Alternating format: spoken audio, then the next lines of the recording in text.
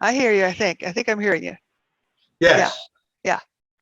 All right. So you're working over your underpainting that you had done, the full color underpainting. And I think you're doing it looks pretty good to me. Well, I think it's better. It's a better version. I seem to have some trouble um, blending. For example, can you see the canvas? Yeah, yeah, I can see it except for the bottom left corner, but other than Okay. that, I can see it. For example, these darks with the autumn color highlights. I Uh-huh. have trouble blending that. In the picture, it isn't a sharp cutoff. Each of the trees tapers down into a dark area. You know what? I'm going to suggest a technique for you. What's that, please? It's called scumbling. Yeah, I know what you mean. You put paint on the, you know what? I'll demonstrate that for you, okay? Well, my wife does it with pastels, so I know what you mean. It's sort of a It's little paint on almost dry brush. Yeah, but it's a little different with the brush, I think, than it would be with the pastel. Of course. So I've changed my my view, my camera Yeah. to my palette. So you see my palette and my hands. Yes. Um, with the For scumbling in oils, dear me, something just got lost. Okay, for scumbling in oils, you use this part of your brush, this Yes. part up here.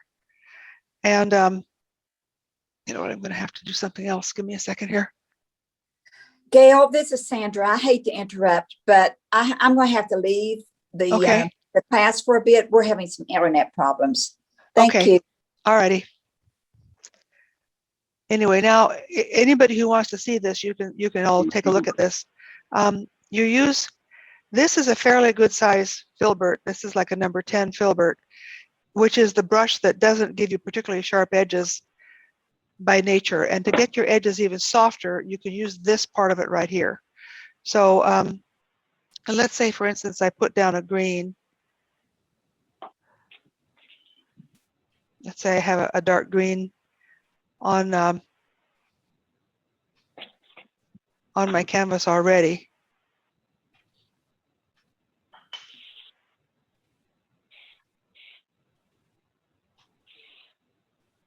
And I'm scumbling this on in the first place. You see how I'm using the side of the brush and rubbing? Yes. I never hold it like this. Right. And I never go like that. Yes. I'm using the side of the brush and rubbing it on there. And now I'll clean it off. Hang on, I'm just getting into my Gamsol and cleaning off this brush. Actually, you know what? That'll save time just to use a different brush. So now let's say I want to put some orange on there. This is another number 10. Now I can get a hard edge by putting the orange on there like this. Yeah. I'm going to give you a better view of it. So I can get a hard edge this way, and this is working wet in wet without having it blend in. Yeah. Now, if I want it to blend in, I can wipe the brush off with my rag and go back over this, and you see how that's blending it in. Yes. See how that wet in wet is blending it in. Now, on the other hand, this is the blended one. This is the one that's not blended. Another way of doing it is to put the paint on the side of the brush like that. Yeah.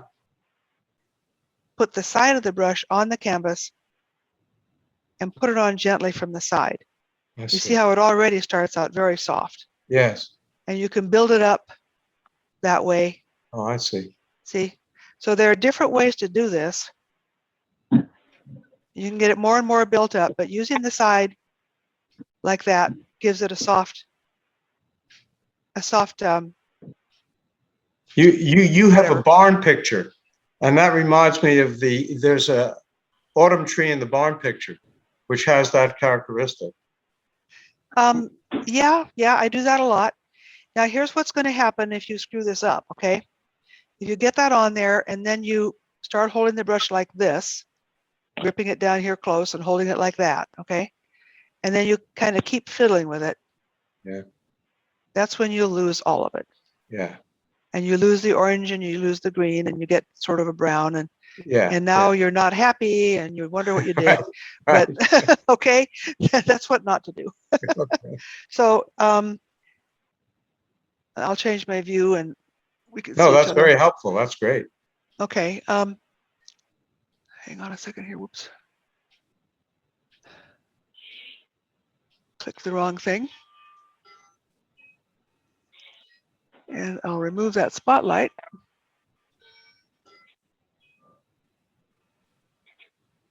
Okay, what did I lose here? For some reason, I see a picture of a phone. Does anybody else, do you see me or do you? I see you. All right. I don't know what's going on. Some people are having technical problems and losing their internet and stuff. So I'll just rinse out this brush real quick and get back to you. Just for for your information, as far as my brush care, I rinse it in Gamsol after I've used it, and then I'll just put this in the freezer. I don't wash them out. It's a lot easier, and you don't wind up sending toxic waste down the sink. So this is as clean as it needs to be, and I just keep it in the freezer, and it doesn't dry. I've been using the Masters brush cleaner after the Gamsol. Yeah, and then that's something that you have to rinse off, right? Yes. It And leaves then the you brush. wind up, you send stuff down the drain. So you don't have to do that every time. If your brushes need to be reshaped once a year, you can clean that off once a year and reshape them. But you don't need to wash them every time. I see. Just put them in the freezer. Here's the thing that I put them in.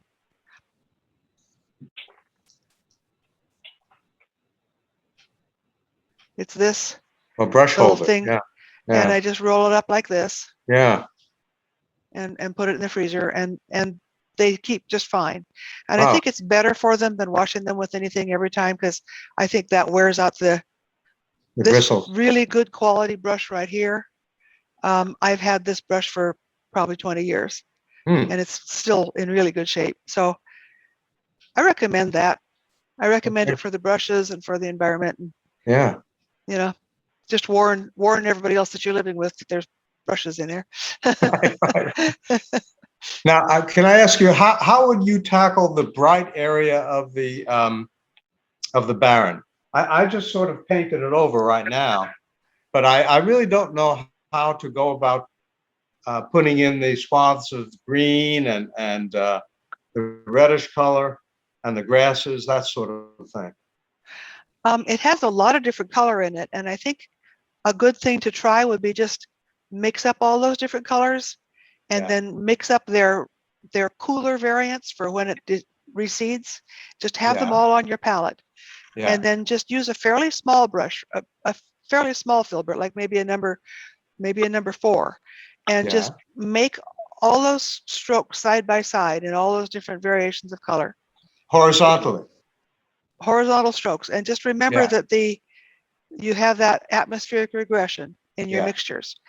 Now, after laying that down, you might want to take your palette knife and just kind of scrape back over it a little bit to give it some texture. And to break it up a little bit. Yeah. That's something that could work. And you scrape vertically with the palette knife down. Yeah.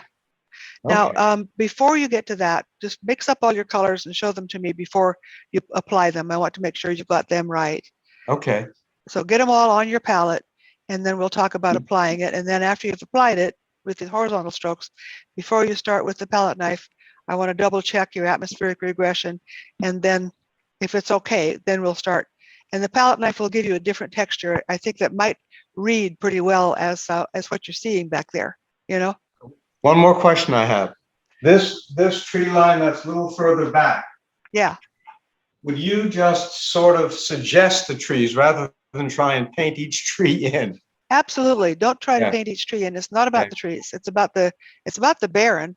That bush in the foreground is going to hold your spot there, but the barren is what it's about. So don't get too carried away with the background trees at all. Okay, okay. All right. Thank Um, you.